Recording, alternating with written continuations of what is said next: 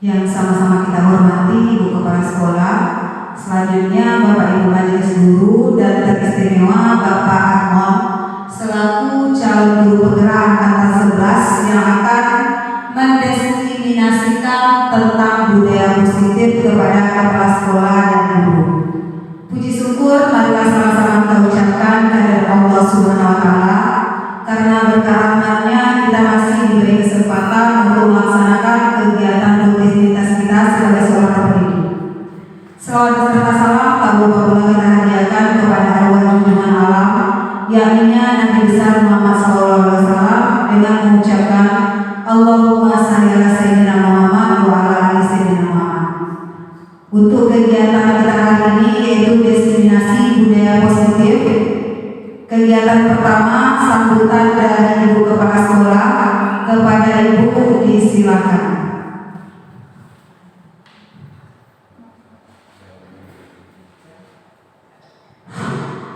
Bismillahirrahmanirrahim. Assalamualaikum warahmatullahi wabarakatuh. Alhamdulillahirrahmanirrahim. Puji syukur selalu kita ucapkan kehadirat Allah atas rahmat yang masih kita terima sampai saat ini, sehingga kita masih bisa melaksanakan kegiatan pada hari ini. Seterusnya, salawat dan salam tak lupa kita sampaikan berwujud pimpinan umat Islam yang Nabi besar Muhammad SAW. Kegiatan kita hari ini adalah sosialisasi diskriminasi budaya positif yang akan dilaksanakan, yang akan disajikan oleh guru kita Bapak Armon, CGP Angkatan 11. Mudah-mudahan apa yang disampaikan oleh Bapak Armon nanti membawa banyak manfaat untuk kita bersama, dan kita semua bisa terdaya untuk menjadi guru penggerak untuk angkatan berikutnya. Mungkin hanya itu kata sambutan dari kami. Untuk selanjutnya kami berikan kepada protokol kembali. Saya sudah dengan Assalamualaikum warahmatullahi wabarakatuh. Terima kasih kita ucapkan kepada Ibu Kepala Sekolah. Selanjutnya acara inti kita yaitu diskriminasi budaya positif yang akan dipimpin langsung oleh Bapak Armon SPD selaku calon guru penggerak angkatan 11 dari SMP Negeri 12 Kepada Bapak Armon disilakan.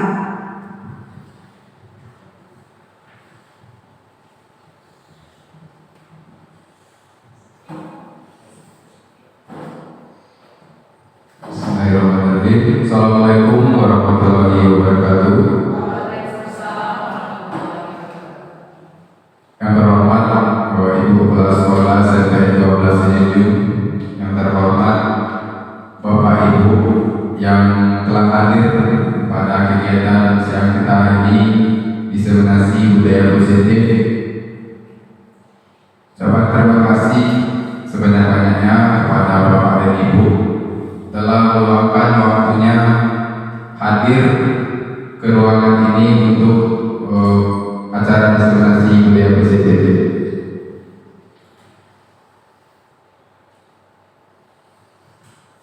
Baik, perkenalkan saya dengan Armon SPD CGP Angkatan 11 dengan fasilitator Ibu Siti Asriatul Zuna SPD PD, dengan pengajar praktik Ibu Sasmiati SPD. Baik Bapak Ibu, untuk sebelum kita memasuki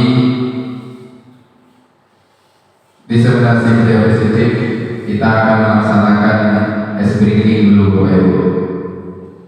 Apakah Bapak Ibu siap? Jadi yang pertama nanti gerakan kita ke kanan dulu. Kita samakan ke kanan. Ya, kita coba ya.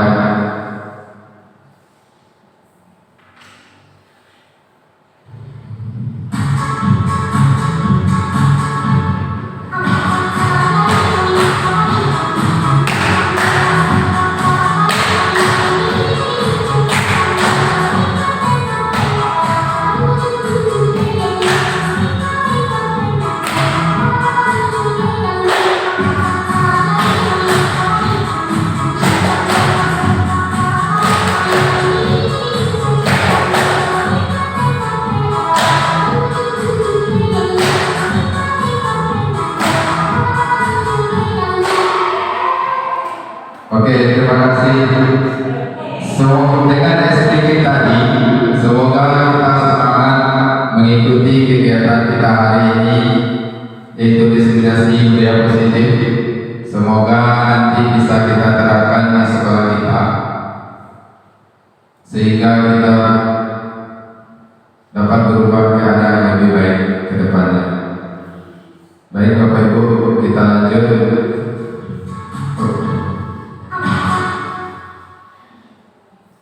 Ya, di sini kita diminta setuju atau tidak setuju. Yang pertama, hukuman dapat mendisiplinkan. Apakah kita setuju? Ya, mungkin ada sedikit yang akan disampaikan bagi yang setuju. Yang tidak setuju boleh angkat tangan Bapak Ibu. Yang tidak setuju, ya. Yang setuju, setuju. Baik, saya minta perwakilan satu orang yang tidak setuju tadi. Mungkin ada yang disampaikannya kepada Bu Martita. Silakan. Terima kasih atas kesempatannya Pak. Di sini tadi saya menjawab bahwa hukuman dapat mendisiplinkan anak. Pendapat saya tidak setuju. Karena apa?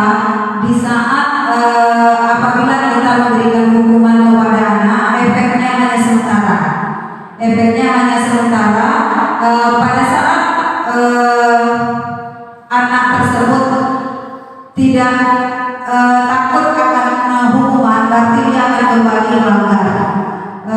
Di sini makanya dikatakan hukuman tidak dapat mendisiplinkan karena seperti yang saya katakan tadi, efeknya hanya sementara.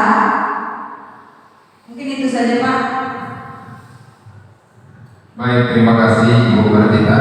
Mungkin Ibu yang setuju tadi, mungkin ada yang disampaikan. Ya, silakan Bu. Kalau menurut saya setuju kalau hukuman itu dapat mendisiplinkan anak, karena jika kita memberikan hukuman, akan ada efek jerah untuk anak tersebut, sehingga anak tersebut tidak berulang-ulang melakukan kesalahan sama. Hanya itu Pak Arno. Baik, terima kasih Ibu. Yang kedua, pemberian hukuman dengan hal positif seperti membaca, membersihkan halaman sekolah dapat mendisiplinkan anak. Apakah Bapak Ibu sepakat? Apakah Bapak Ibu setuju kira-kira pemberian hukuman dengan hal positif seperti membaca, membersihkan halaman sekolah dapat mendisiplinkan anak? Tidak setuju. Yang lain Bapak Ibu? Ya. Yang ketiga, memberi penghargaan dapat meningkatkan motivasi belajar anak. Setuju? Tidak setuju. Oke, mungkin ada yang akan disampaikan bagi yang Ibu yang tidak setuju. Silakan.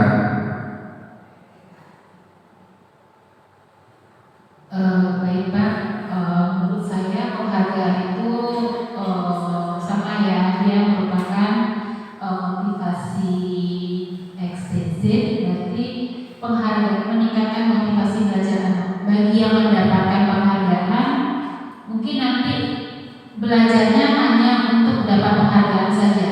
Sementara bagi mereka yang tidak pernah mendapat penghargaan atau mereka yang punya kemampuan kurang, itu justru akan menjadi semacam sudahlah mereka itu aja yang akan dapat. Jadi itu mungkin akan berefeknya pada yang lainnya. Itu Pak. Baik, terima kasih. Itu yang tidak setuju tadi ya Bu. Mungkin ada yang setuju Bapak Bu? Kalau tidak ada kita lanjut. Ya, kita masuk positif mindset. Apa itu budaya positif? Budaya positif itu merupakan perwujudan dari nilai-nilai atau keyakinan universal yang diterapkan di sekolah. Budaya positif yang diterapkan di sekolah adalah salah satu perwujudan dari visi guru yang mengandung nilai-nilai kebajikan sesuai dengan tujuan pendidikan nasional yang dijabarkan dalam profil pelajar Pancasila. Yang mana konsep utama budaya positif itu adalah yang pertama, perubahan paradigma belajar. Yang kedua, disiplin positif. Yang ketiga, motivasi perilaku manusia. Yang keempat, kebutuhan dasar manusia. Yang kelima, posisi kontrol restitusi. Yang keenam, keyakinan kelas. Yang ketujuh, segitiga restitusi. Nah, sebelum kita lanjut, ada sebuah permainan. Kita ada berpasangan masing-masing bangku, Bapak Ibu. Permainannya adalah mengepal tinju, mengepal tangan. Jadi anggap kita memegang sesuatu yang berharga yang kita genggam di telapak tangan kita. Yang satu lagi berusaha membujuk bagaimana supaya yang pertama tadi bisa membuka kepala tangannya. Jadi mari kita coba Bapak Ibu, masing-masing samping tempat duduknya saja. Silakan Bapak Ibu. Ya, dikepalkan tangannya. Yang satu lagi membujuk, yang satu lagi mengepalkan tangannya. Boleh menggunakan rayuan atau bagaimana caranya untuk bisa membuka kepala tangan teman kita tersebut. Ayo Bapak Ibu, kita cobakan. Ya, anggap saja sesuatu yang berharga dari Bapak Ibu yang ada di dalam genggaman.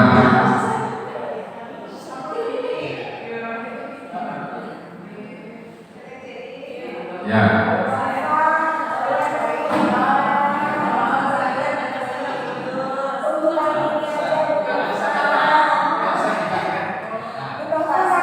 Bisa? Ada yang bisa Bapak Ibu?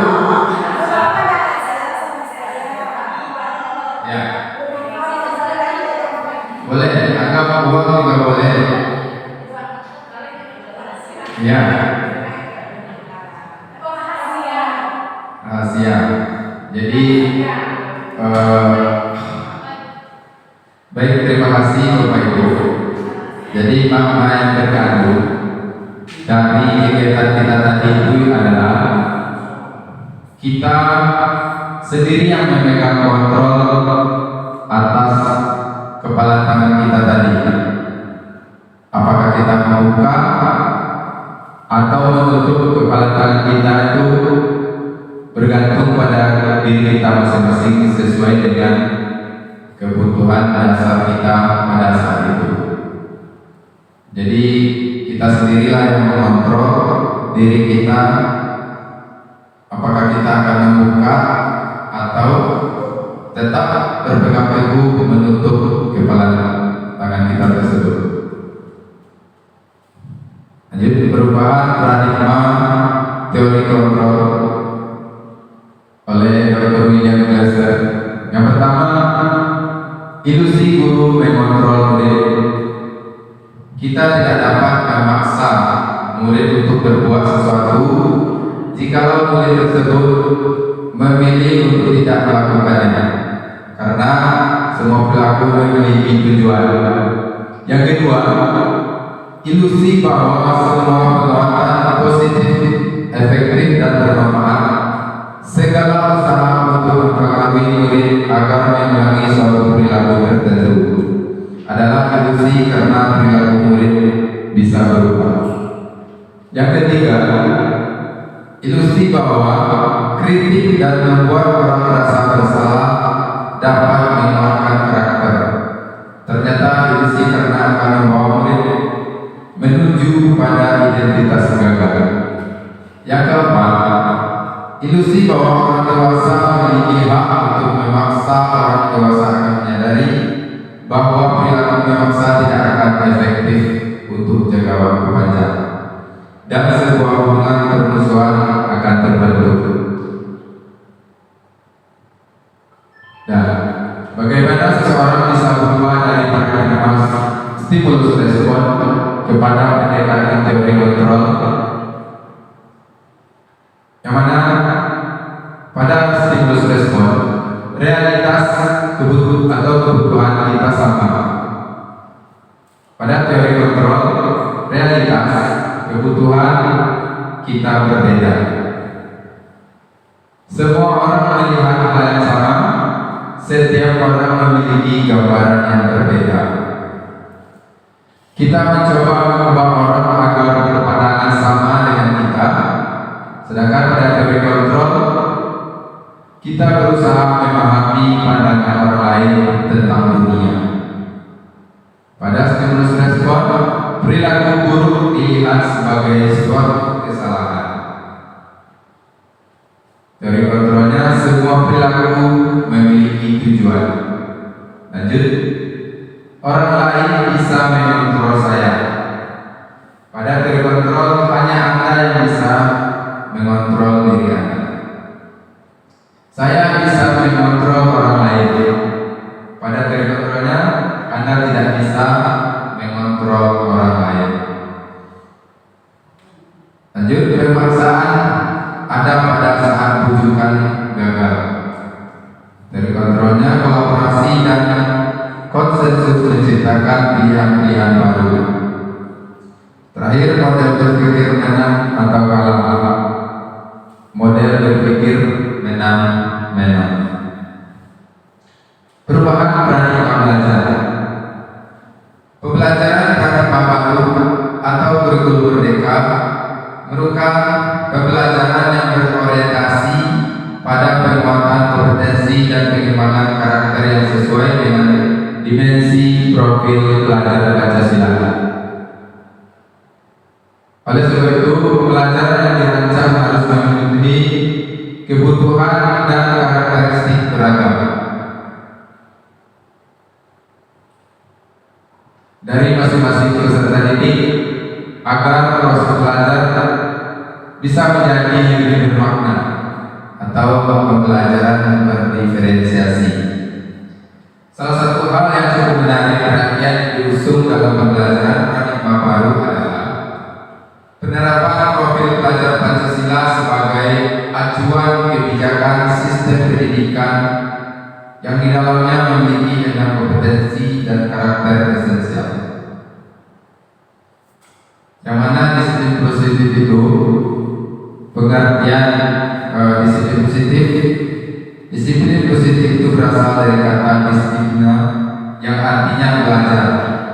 Menurut Dian Dosen School Disiplin 2001, disiplin positif juga merupakan sebagai bentuk kontrol diri, yaitu belajar untuk kontrol diri agar mencapai tujuan mulia tertentu. Yang mana motivasi untuk menumbuhkan kontrol diri, motivasi intrinsik, yaitu motivasi yang berasal dari dalam diri individu. Yang kedua, motivasi ekstrinsik, yaitu motivasi yang berasal dari luar diri individu.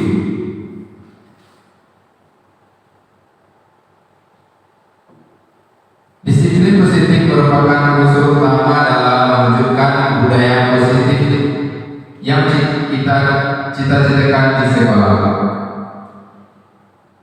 Yang kedua, cara penerapan disiplin yang mengajarkan anak untuk bertanggung jawab dan menumbuhkan kesadaran diri berdasarkan nilai-nilai kebajikan. Yang ketiga, disiplin dari yang dapat mengontrol diri dalam melakukan segala tindakan sehingga dapat membuat murid memahami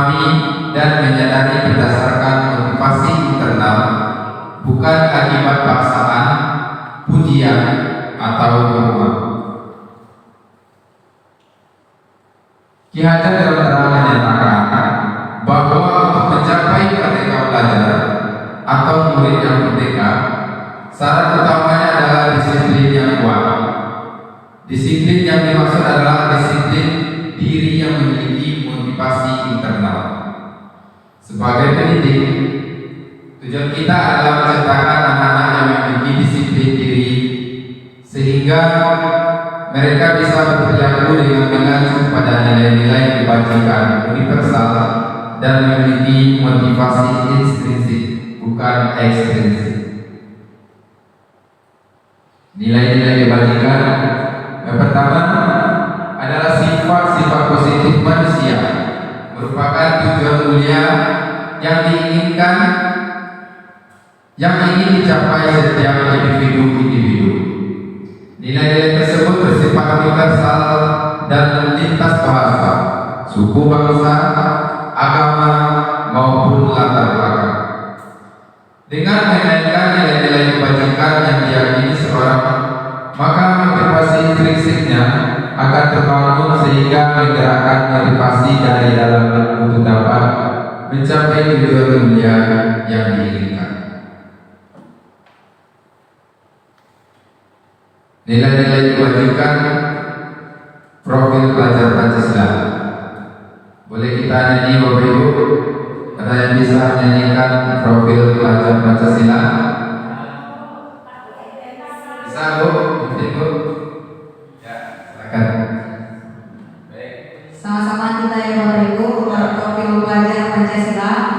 1, 2, 3. Pelajar Pancasila beriman dan bertakwa pada Tuhan Yang Esa dan beramal mulia, berbineka agama, gotong royong mandiri, kreatif dan bernalar kritis. Satu lagi Bapak Ibu.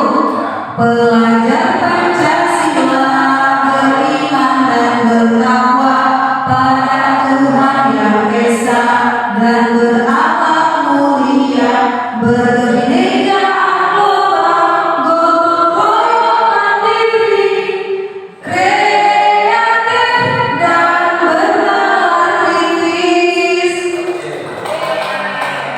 Terima kasih untuk kita semua. Jadi itu nilai-nilai kebajikan berdasarkan profil pelajar Pancasila. Yang pertama, beriman dan bertakwa kepada Tuhan Yang Maha Esa, berakhlak mulia, berkebinekaan global, mandiri, bergotong royong, kreatif, dan bernalar kritis. Lanjut 9 pilar karakternya: cinta Tuhan, kemandirian dan tanggung jawab, amanah, diplomatis, hormat dan santun, dermawan, percaya diri, kepemimpinan dan keadilan, baik dan rendah hati, toleransi. Lanjut, menurut The Seven Essential Virtues, suara hati, kontrol diri, rasa hormat, kebaikan, toleransi, keadilan. Motivasi perilaku manusia. Jadi contoh motivasinya sebagai seorang guru, saat Anda hadir mengajar di kelas tepat waktu, motivasi apa yang mendasari tindakan Anda? Yang pertama, apakah karena tidak ingin ditegur oleh kepala sekolah, menghindari ketidaknyamanan? Yang kedua, ingin mendapat pujian dan penghargaan sebagai guru teladan. Yang ketiga, ingin menjadi orang yang menghargai waktu, menghargai diri sendiri sebagai teladan bagi murid-murid dengan nilai kebajikan, menghargai diri sendiri. Teori motivasi yang pertama, untuk menghindari ketidaknyamanan atau hukuman. Yang kedua, untuk mendapatkan imbalan atau penghargaan dari orang lain. Yang ketiga, untuk menjadi orang yang mereka inginkan dan menghargai diri sendiri dengan nilai-nilai yang mereka percaya. Itu motivasi eksternal dan motivasi internal. Hukuman, konsekuensi, dan restitusi. Hukuman itu bersifat tidak terencana atau tiba-tiba. Anak atau murid tidak tahu apa yang akan terjadi dan tidak dilibatkan. Hukuman bersifat satu arah dari pihak guru yang memberikan, dan murid hanya menerima suatu hukuman tanpa melalui suatu kesepakatan. Yang mana konsekuensi adalah suatu terencana atau sudah disepakati, sudah dibahas dan disetujui oleh murid dan guru. Umumnya bentuk-bentuk konsekuensi dibuat oleh pihak guru atau sekolah, dan murid sudah mengetahui sebelumnya konsekuensi yang akan diterima bila ada pelanggaran. Jadi itu konsekuensi. Yang ketiga ada restitusi. Restitusi itu adalah proses menciptakan kondisi bagi murid untuk memperbaiki kesalahan mereka, sehingga mereka bisa kembali pada kelompok mereka dengan karakter yang lebih kuat, seperti murid mendapatkan penguatan dan pemecahan masalah dalam jangka waktu panjang. Hukuman, konsekuensi, restitusi. Di sini ada identitas gagal, identitas sukses. Hukuman, sesuatu yang menginginkan harus terjadi, sedangkan konsekuensinya sesuatu yang harus terjadi. Sedangkan restitusi merupakan pilihan. Yang kedua, tidak nyaman untuk murid atau untuk jangka panjang. Hukumannya, konsekuensi tidak nyaman untuk murid atau untuk anak jangka waktu pendek. Sedangkan restitusinya menguatkan untuk murid atau anak dalam jangka waktu panjang.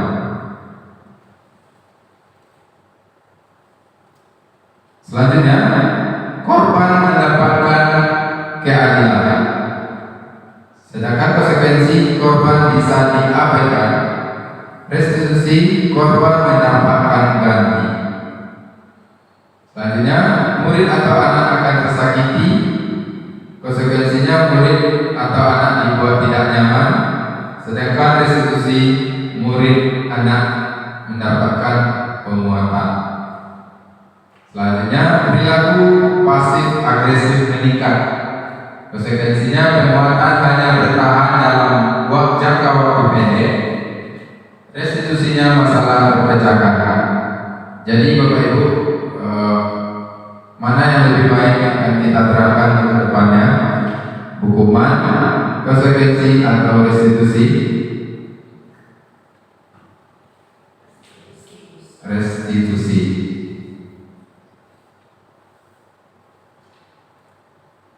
Lanjut contoh selanjutnya. Sedangkan identitas gagalnya hukuman, sistem tidak akan berjalan bila murid tidak takut. Sedangkan konsekuensinya memerlukan monitoring dan supervisi terus-menerus dari guru. Restitusinya, murid belajar bertanggung jawab untuk perilakunya. Yang kedua, berlaku hanya pada sebuah institusi, tidak berlanjut pada kehidupan nyata. Konsekuensinya, membantu penerapan mengikuti peraturan dalam masyarakat. Restitusinya, fokus pada pemecahan masalah dalam jangka waktu panjang. Lanjut, peraturan adalah kamu harus. Sedangkan konsekuensinya, apa peraturannya? Mampukah kamu melakukannya? Terima kasih. Sedangkan restitusi, apa yang kamu yakini? Apa yang bisa kamu lakukan untuk memperbaiki masalah ini? Lanjut, hukuman, murid atau anak membenci peraturan. Sedangkan konsekuensinya, murid atau anak menghormati peraturan. Pada restitusi, murid atau anak menghormati dirinya dan orang lain.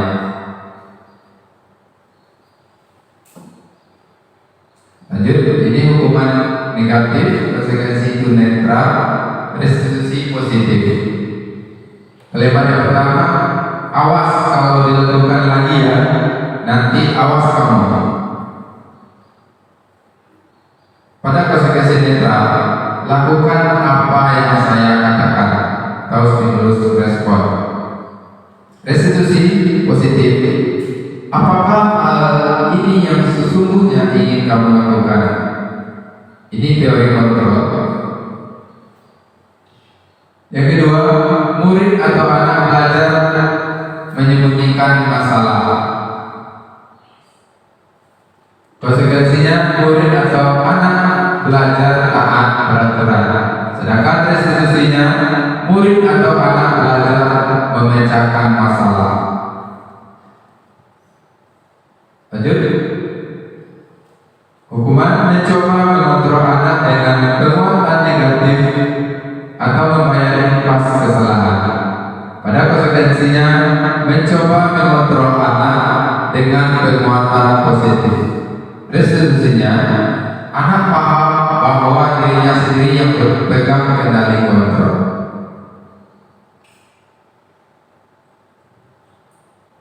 Lanjut. Hukuman dampak pada murid marah, merasa bersalah, rendah diri, mengasingkan diri, tiba-tiba tidak diharapkan atau sangat melukai. Pada konsekuensinya, kehilangan hak, waktu jeda seorang diri atau take out, penahanan, detention. Sedangkan restitusinya, murid atau anak tidak kehilangan waktu, namun bersemangat untuk memperbaiki diri. Kedua, hukuman dibuat guru.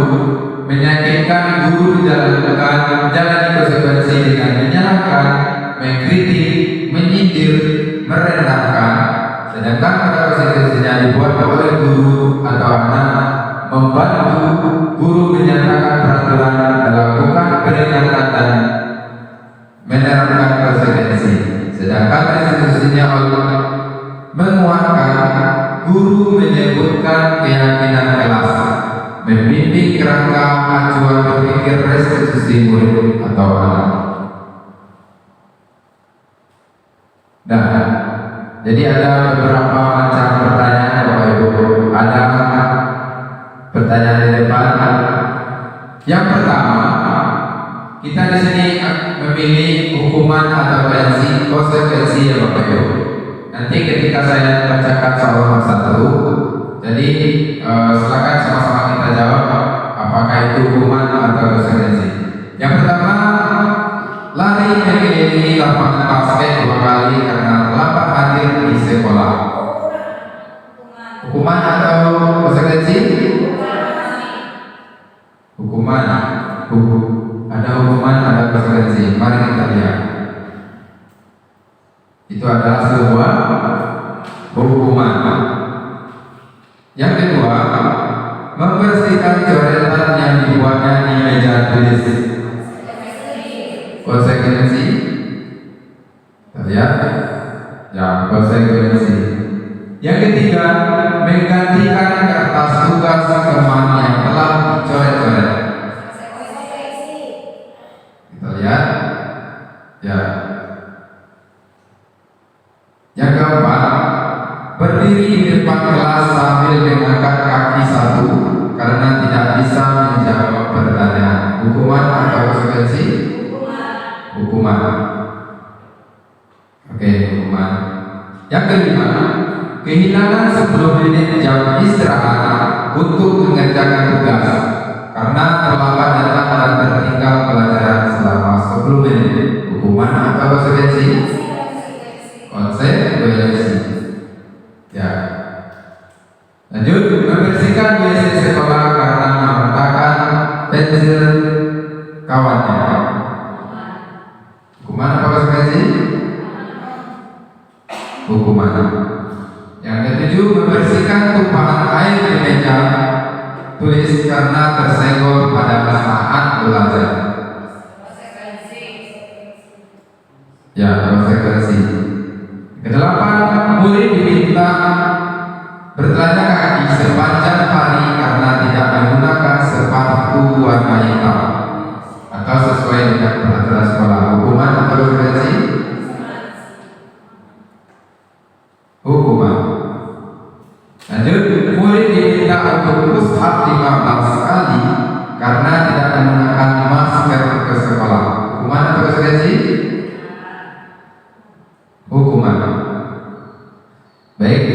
konsep disiplin dengan identitas gagal. Hukuman itu yang pertama menyakitkan, tidak nyaman, membuat murid menjadi takut, memaksa, sehingga murid menyembunyikan kesalahan, murid merasa rendah diri. Ini dihukum oleh penghargaan. Jadi yang pertama, pengaruh jangka pendek dan jangka panjang. Jika kita menggunakan penghargaan lagi dan lagi, maka orang tersebut akan bergantung pada penghargaan yang diberikan, sehingga serta kehilangan motivasi dari dalam dirinya. Yang kedua, penghargaan itu tidak efektif. Mengharapkan suatu penghargaan dan tidak mendapatkannya, maka seseorang akan kecewa dan berkecil hati, serta kemungkinan lain kali tidak akan berusaha sekeras sebelumnya. Yang ketiga, penghargaan merusak hubungan. Ketika seseorang diberi penghargaan atau pujian di depan orang banyak, maka yang lain akan merasa iri, dan sebagian dari mereka akan tidak menyukai orang yang diberikan penghargaan tersebut.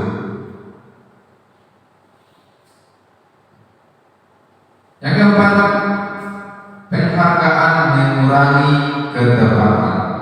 Yang kelima, penghargaan menurunkan kualitas. Yang keenam, penghargaan menurunkan kualitas mereka yang tidak mendapatkan penghargaan. Misalnya dalam sistem ranking, mereka yang mendapatkan ranking kedua akan merasa paling buruk. Itu konsep disiplin dengan identitas gagal. Lanjut, konsep disiplin dengan identitas sukses. Konsekuensi penguatan jangka pendek, perlu monitoring berkelanjutan, murid menghormati peraturan, kehilangan waktu untuk merenungi kesalahan. Dengan restitusinya, murid bertanggung jawab untuk perilakunya, fokus pada penyelesaian masalah jangka panjang, murid menghormati dirinya dan orang lain, teori kontrol dirinya memegang kontrol dirinya sendiri, murid menjadi bersemangat. Pengertian restitusi adalah proses menciptakan kondisi bagi murid untuk memperbaiki kesalahan mereka sehingga mereka bisa kembali pada kelompok yang mereka dengan karakter yang lebih kuat. Yang mana ciri-ciri restitusi itu? Yang pertama, bukan untuk menembus rasa bersalah, namun belajar dari kesalahan. Yang kedua, memperbaiki hubungan, tawaran bukan paksaan, menuntut untuk melihat ke dalam diri. Yang kelima, mencari kebutuhan dasar untuk mencari tindakan, fokus pada karakter bukan tindakan, fokus pada solusi. Yang terakhir, mengembalikan murid yang berbuat salah pada kelompoknya. Perbedaannya, kasus siswa sering tidak mengerjakan PR. Jadi pada hukuman, guru menghukum murid dengan berdiri 10 menit di depan kelas. Guru marah dan murid menjadi takut. Sedangkan konsekuensinya, guru memberikan konsekuensi untuk menulis PR sebanyak 3 kali. Guru tegas dan menghormati peraturan. Sedangkan restitusinya, guru menanyakan keyakinan kelas menyelesaikan masalah. Guru terbuka dan murid menghormati orang lain. Yang mana keyakinan kelas? Di sini kita akan membentuk keyakinan kelas. Mengapa keyakinan kelas? Mengapa tidak peraturan kelas saja? Seseorang akan lebih tergerak dan bersemangat untuk menjalankan keyakinannya daripada hanya sekedar mengikuti serangkaian peraturan tertulis tanpa makna. Murid pun demikian. Mereka perlu mendengarkan dan memahami arti sesungguhnya tentang peraturan yang diberikan, apa nilai-nilai kebajikan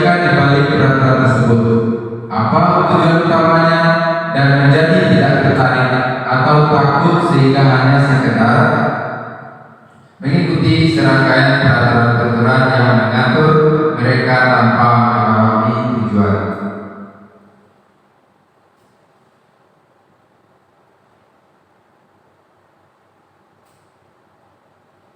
Mengapa keyakinan kelas? Mengapa tidak benar saja?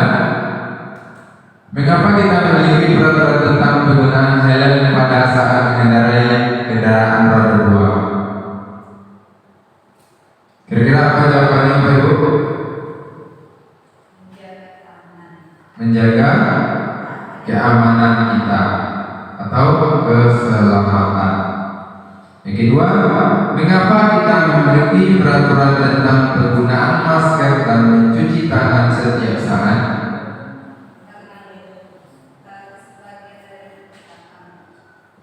Bagian dari kesehatan.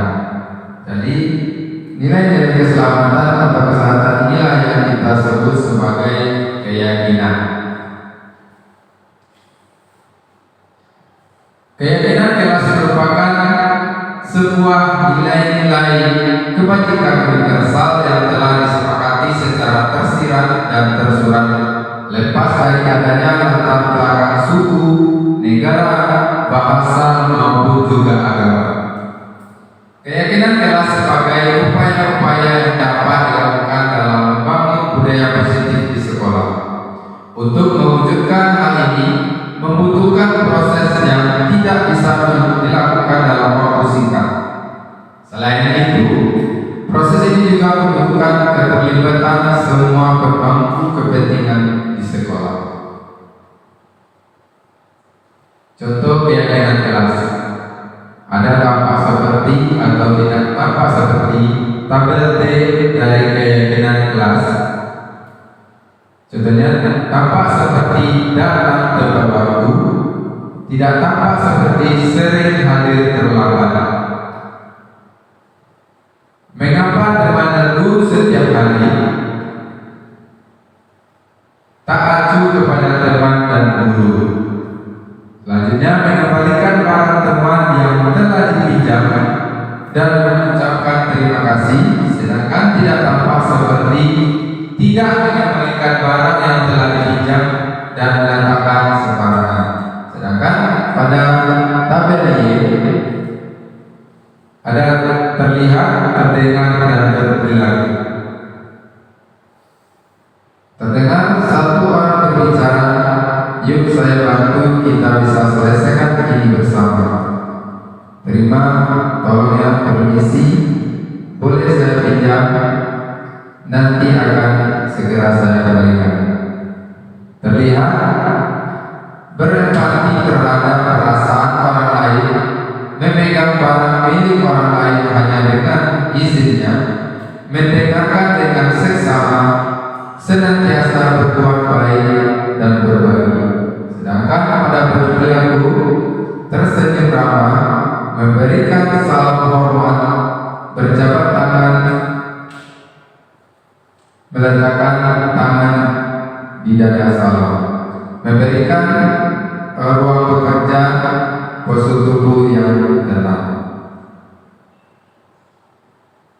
Yang mana langkah-langkah untuk menetapkan keyakinan kelas? Yang pertama, kita berdiskusi memunculkan peraturan-peraturan yang perlu ditaati warga kelas. Yang kedua, mengubah peraturan-peraturan menjadi kalimat yang positif. Yang ketiga, menyarikan peraturan-peraturan menjadi nilai-nilai kebajikan atau keyakinan kelas. Yang keempat, berdiskusi mengenai gambaran perilaku yang mencerminkan keyakinan kelas. Yang kelima, berdiskusi mengenai peran seluruh warga kelas. Yang keenam, meninjau ulang keyakinan kelas dari waktu ke waktu. Jadi kita harus meninjau keyakinan kelas yang telah kita buat, apakah bagus dilanjutkan atau ada penambahan atau pengurangannya ke depannya. Ya, jadi seperti ini contoh keyakinan kelas yang telah dibuat. Kita lanjut, kebutuhan dasar manusia. Di sini Kebutuhan dasar manusia yang pertama yaitu kebutuhan bertahan hidup. Kebutuhan bersifat fisiologis untuk bertahan hidup, misalnya kesehatan, rumah, dan makanan. Kebutuhan biologis sebagai bagian dari proses reproduksi termasuk kebutuhan untuk tetap bertahan hidup. Kebutuhan dasar manusia yang kedua, kebutuhan kasih sayang. Kasih sayang dan rasa diterima, kebutuhan untuk diterima, kebutuhan akan hubungan dan koneksi sosial, kebutuhan untuk memberi dan menerima kasih sayang, dan kebutuhan untuk merasa menjadi bagian dari suatu kelompok. Kebutuhan dasar manusia yang ketiga, penguasaan atau kebutuhan pengakuan. Kebutuhan ini berhubungan dengan kekuatan untuk mencapai sesuatu, menjadi kompeten, menjadi terampil, diakui atas prestasi dan keterampilan kita, didengarkan dan memiliki rasa harga diri. Kebutuhan dasar manusia yang keempat, kebebasan atau kebutuhan akan pilihannya. Itu kebutuhan akan kemandirian, otonomi, memiliki pilihan dan mampu mengendalikan hal hidup seseorang. Anak-anak dengan kebutuhan kebebasan yang tinggi menginginkan pilihan, mereka perlu banyak bergerak, suka mencoba-coba, tidak terlalu berpengaruh orang lain, dan senang mencoba hal baru dan menarik. Yang kelima, kesenangan atau kebutuhan untuk merasa senang. Kebutuhan akan kesenangan adalah kebutuhan untuk mencari kesenangan, bermain dan tertawa. Bayangkan hidup tanpa kenikmatan apapun betapa menyedihkan. Dan di sini kita, apakah kebutuhan anak dari perilaku berikut? Yang pertama, aku bosan, masa belajarnya cuma gitu aja. Dengerin ibu guru aja. Itu termasuk hukuman atau konsekuensi?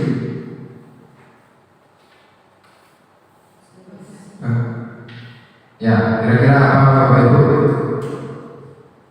Itu adalah sebuah kebebasan. Jadi anak-anak bebas menyampaikan pendapatnya.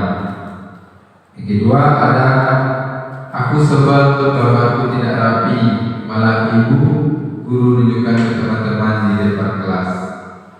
Penguasaan. Yang ketiga, ibu guru tidak menyapaku hari ini, padahal aku pakai rambut baru. Itu kebutuhan kasih sayang. Ibu guru tidak boleh bersenandung sewaktu mengerjakan tugas. Katanya kelas harus tenang, tidak ada suara, nggak seru jadinya. Jadi itu adalah kebutuhan kesenangan. Yang kelima, saya terpaksa makan kue di kelas ketika guru menerangkan pelajaran karena saya lupa sarapan pagi. Sudahlah kebutuhan bertahan hidup. Jadi ada 5 posisi kontrol. Kita masuk ke 5 posisi kontrol.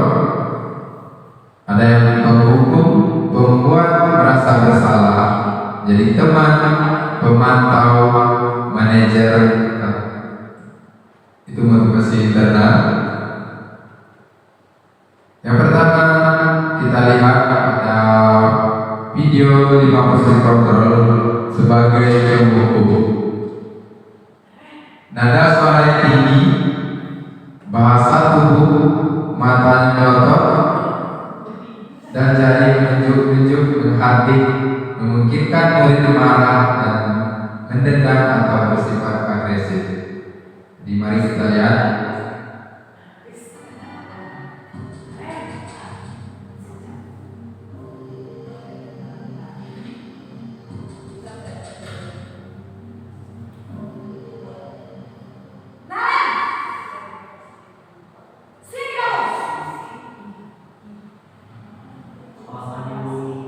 Selalu terlambat. Kamu deh pasti terlambat.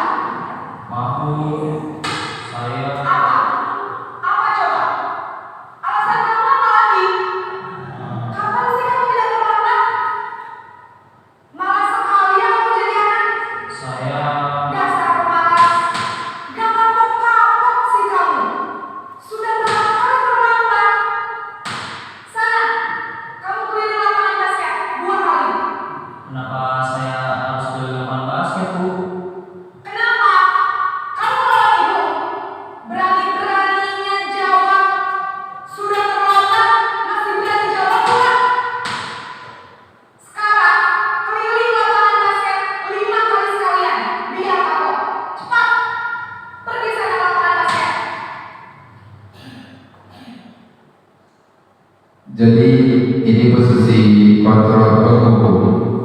Jadi nada suaranya tinggi, bahasa tubuh, mata melotot dan jari menunjuk-nunjuk menghati memungkinkan murid marah dan menendam atau bersifat agresif. Yang kedua, pembuat merasa bersalah. Mari kita lihat.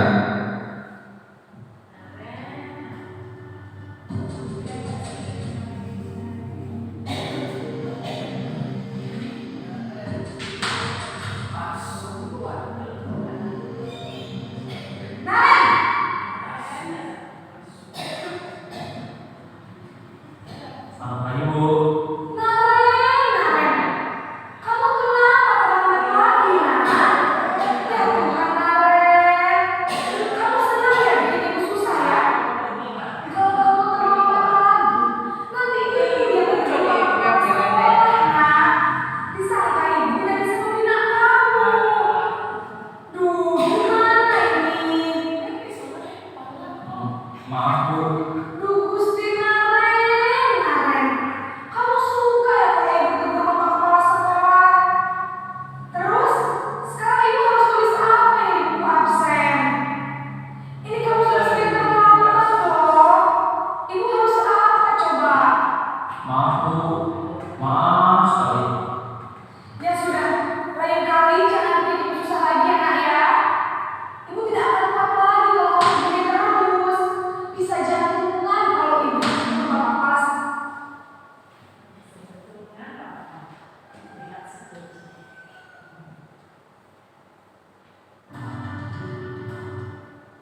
Baik, itu pembuat merasa bersalah. Suaranya cenderung lembut, tenang, namun kata-katanya menyenangkan murid, sehingga murid akan rendah diri dan menarik dirinya dari lingkungan. Kita lanjut video posisi kontrol yang selanjutnya, posisi teman.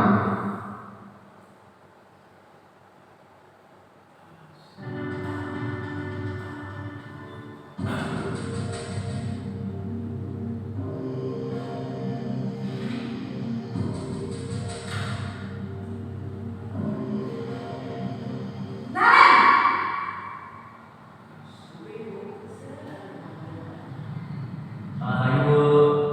Wah, sudah jam berapa ini, Nak? Terlambat lagi ya, sayang. Iya, Bu.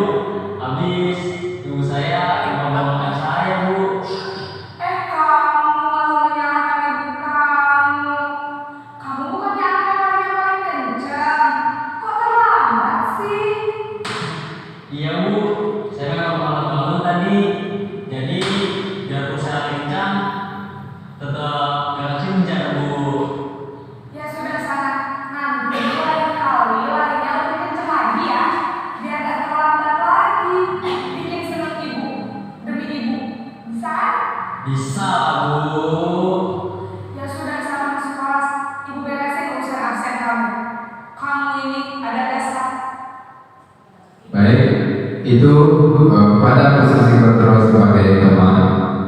Sini suaranya cenderung lembut, tenang, namun kata-katanya menyamakan murid sehingga murid akan rendah diri menarik dirinya lagi dari lingkungannya. Yang kelima sebagai pemantau.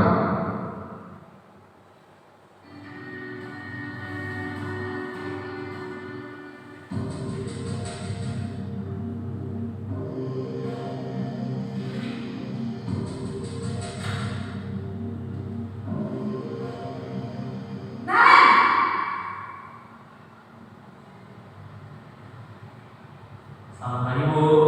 Naren, apa peraturan sekolah kita tentang jam berapa kita harus masuk sekolah, Nak? Kita harus di sekolah dulu, Bu. Iya betul, sekarang sudah jam 7.20. Naren sudah tahu konsekuensinya jika terlambat hadir. Maaf, Bu. Saya harus tinggal kelas pas jam istirahat selama 20 menit. Iya benar, konsekuensinya demikian. Jadi nanti jam 9.30 pas istirahat,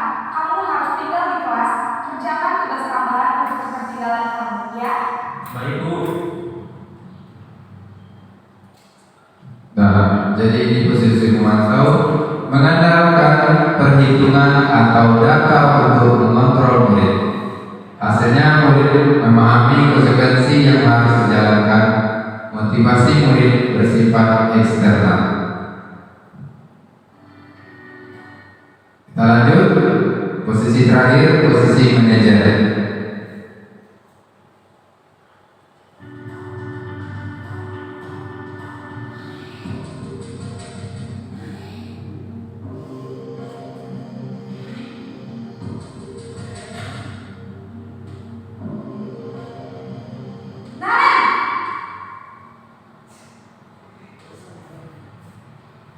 Selamat pagi Bu.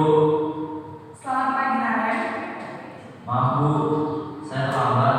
Iya, sekolah masuknya jam 7, sekarang sudah jam 7.20. Jadi sekarang bagaimana nih Naren?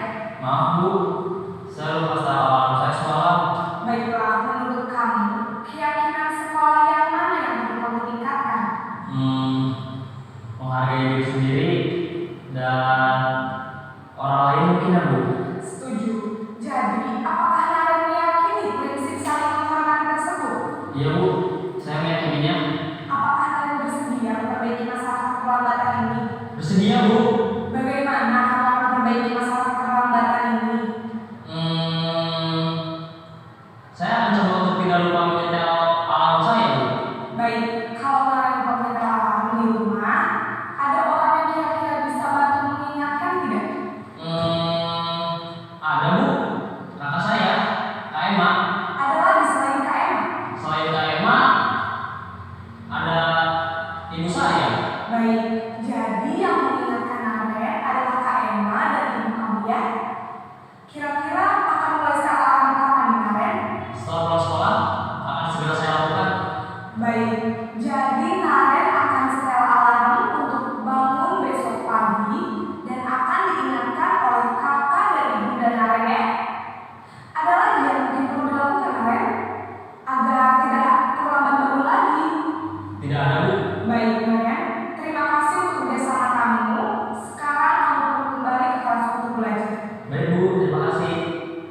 Dan baik Bapak-Ibu, itu ada 5 video posisi kontrol yang sama-sama kita saksikan tadi. Jadi dari yang 5 tersebut, kira-kira mana yang seharusnya kita lakukan kepada peserta didik kita pada posisi manajer. Jadi posisi manajer ini membimbing murid, yaitu murid memiliki sikap positif, mandiri, bertanggung jawab, dan dapat memecahkan masalah. Jadi posisi manajer lah yang paling ideal untuk menerapkan disiplin positif karena bersifat internal. Kita masuk segitiga restitusi.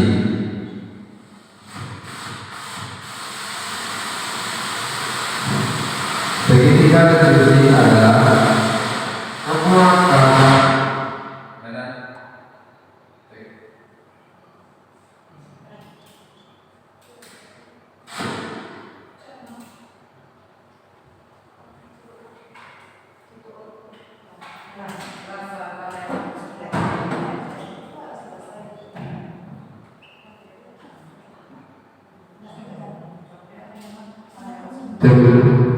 dan segitiga restitusi.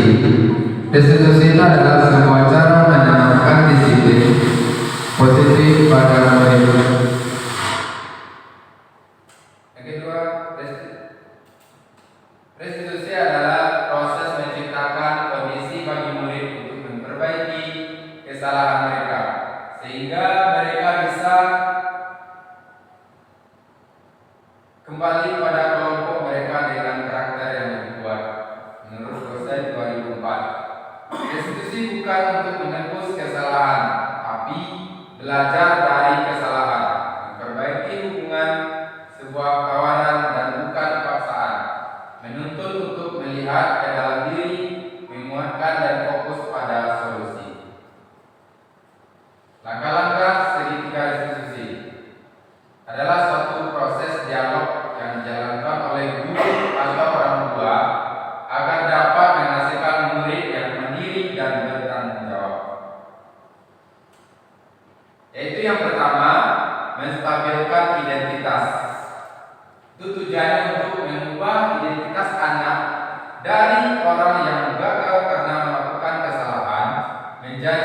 orang yang sukses karena belajar dari kesalahan. Yang kedua, validasi tindakan yang salah.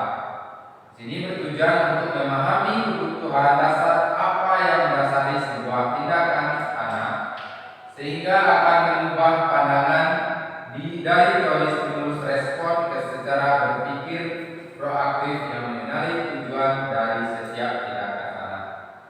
Yang ketiga, menanyakan keyakinan.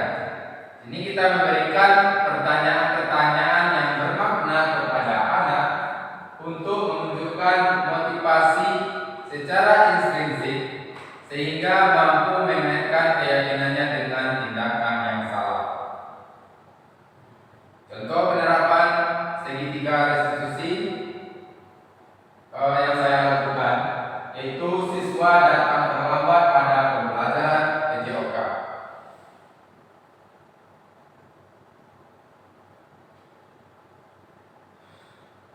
Baik, sebelum mulai pelajaran kali ini, maka ibu berdoa.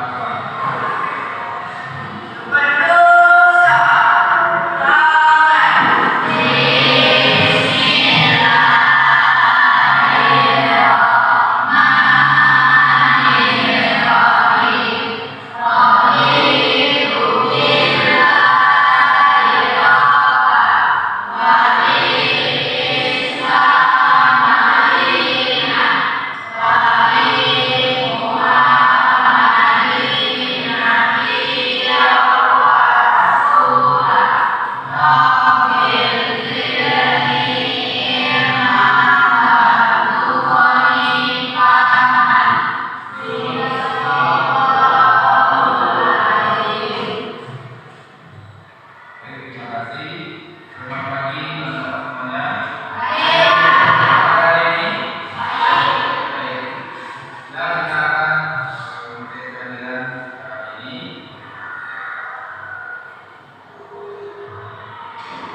Alim Tata, Mutasa, Wani Sakina, Akmal Aziz, Mengenal, Sholat, Ikhlas, Emal, Rea,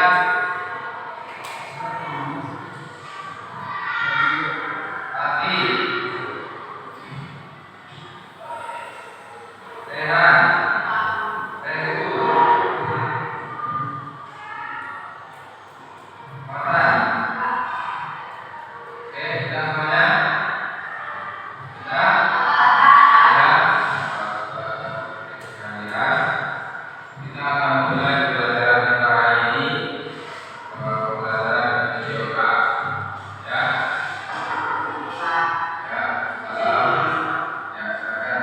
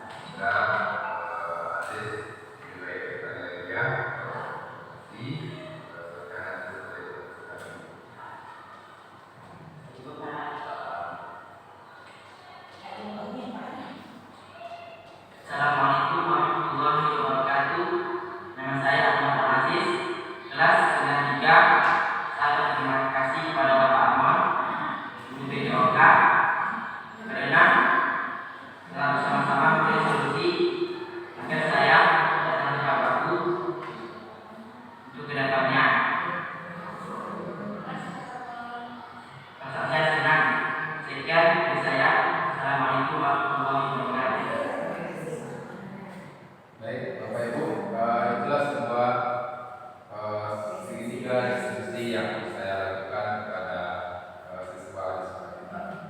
Jadi, yang mana ciri-ciri restitusi yang membedakan dengan program disiplin bukan untuk menebus kesalahan namun belajar dari kesalahan. Restitusi memperbaiki hubungan. Restitusi adalah tawaran bukan paksaan. Restitusi menuntut untuk melihat ke dalam diri, mencari kebutuhan yang mendasari tindakan, fokus pada karakter dan mencari solusi.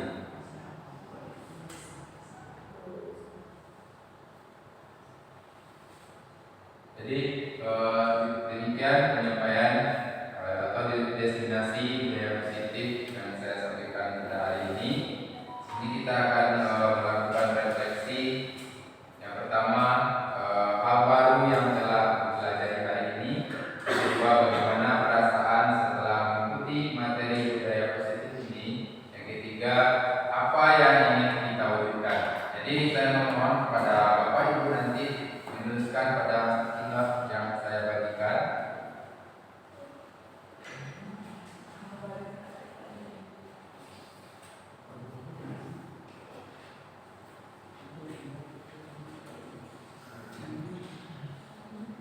Ya, silakan diisi ya Bapak Ibu. Setelah diisi, silakan ditempelkan di depan.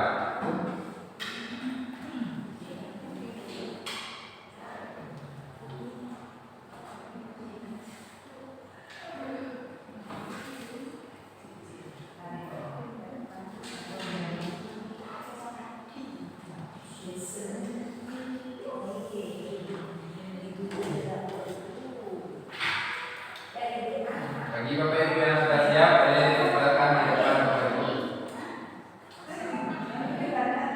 Ya, pertanyaan yang pertama, hal baru yang telah dipelajari hari ini. Jadi hal baru apa yang telah dipelajari pada kegiatan hari ini? Yang kedua, bagaimana perasaan setelah mengikuti materi budaya positif ini? Yang ketiga, apa yang ingin kita wujudkan? Ya, silakan. Boleh? Ya. Hal baru yang telah dipelajari hari ini dan bagaimana perasaan setelah mengikuti materi budaya positif ini. Yang ketiga, apa yang ingin kita wujudkan. Bagi Bapak Ibu yang sudah siap, boleh silakan ditempelkan di depan.